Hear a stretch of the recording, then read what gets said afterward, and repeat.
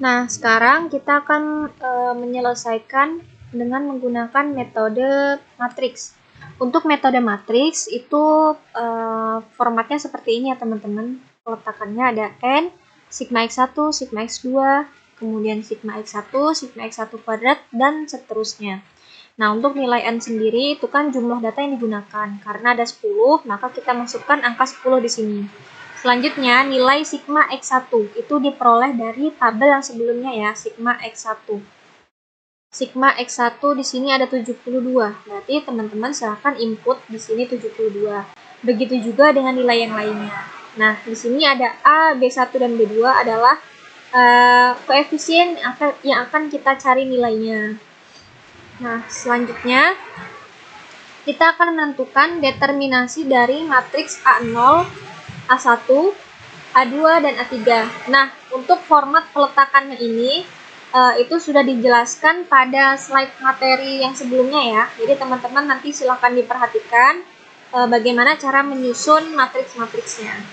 Nah, setelah kita susun matriks A0, A1, A2, dan A3, kita akan mencari determinasi dari setiap matriks. Nah, caranya itu sama seperti yang sudah kita pelajari ya sewaktu SMA untuk determinasi matriks. Nah, yang pertama, determinasi matriks A0.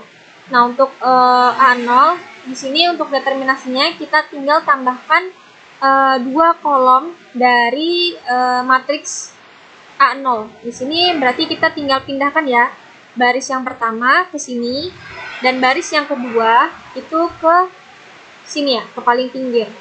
Nah, setelah kita pindahkan, setelah kita tambahkan ya, maksudnya kita akan mengalihkan ya dengan cara 10, ikuti tanda panahnya ya, 10 dikali 550 dikali 1023, hasilnya yang ini. Kemudian ditambah 72 dikali 677 dikali 93, hasilnya ini. Dan yang ketiga itu 93 dikali 72 dikali 677, hasilnya ini. Nah, jika ini sudah diperoleh, kita kurangkan dengan, nah ini 93 dikali 550 dikali 93, hasilnya ini. Dan begitu juga seterusnya ya, teman-teman tinggal kalikan sesuai tanda panah yang ada di layar.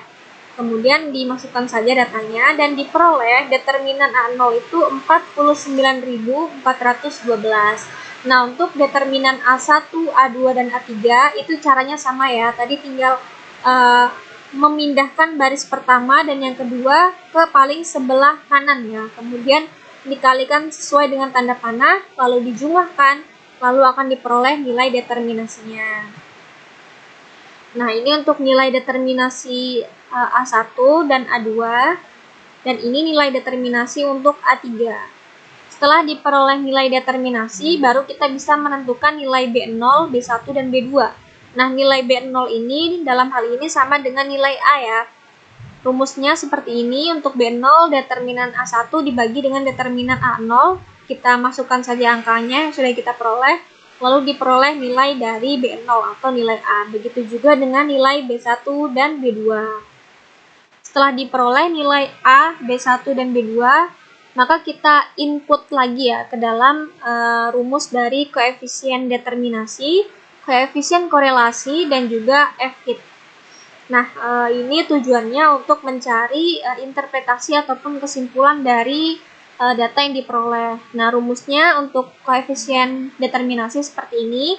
Teman-teman silahkan tinggal masukkan saja nilai B1-nya. Kemudian sigma X1 ini diperoleh dari tabel ya, seperti tadi caranya. Kemudian nilai B2 juga silahkan masukkan dari hasil yang sebelumnya. Dan nilai X2 kali Y ini diperoleh dari tabel yang sebelumnya. Setelah dimasukkan angka-angkanya akan diperoleh nilai koefisien determinasi 13,6635. Selanjutnya dicari nilai koefisien korelasi dengan rumus seperti ini ya.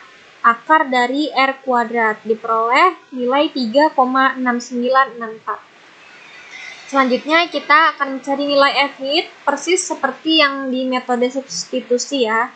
Teman-teman silahkan input angka-angkanya seperti R kuadrat, N besar tadi jumlah data, N kecil itu jumlah variabel bebas. Setelah diinput, akan diperoleh nilai F-hit-nya minus 3,7764. Dan juga F-tab, itu cara mencarinya persis seperti pada metode substitusi ya.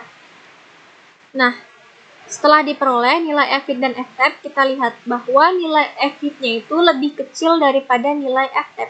Artinya, gagal tolak H0 atau terima H0. Berarti dapat kita interpretasikan berdasarkan SK 95%, dapat diketahui bahwa promosi dan harga tidak berpengaruh terhadap keputusan konsumen dalam membeli produk. Jadi, kita menggunakan metode substitusi dan metode matriks itu akan diperoleh interpretasi ataupun kesimpulan yang sama ya teman-teman. Nah, mungkin penjelasan untuk teladan cukup sekian. Apabila ada yang kurang jelas atau ada yang ingin ditanyakan, silahkan ditanyakan di asisten kelompok masing-masing. Sekian, wassalamualaikum warahmatullahi wabarakatuh.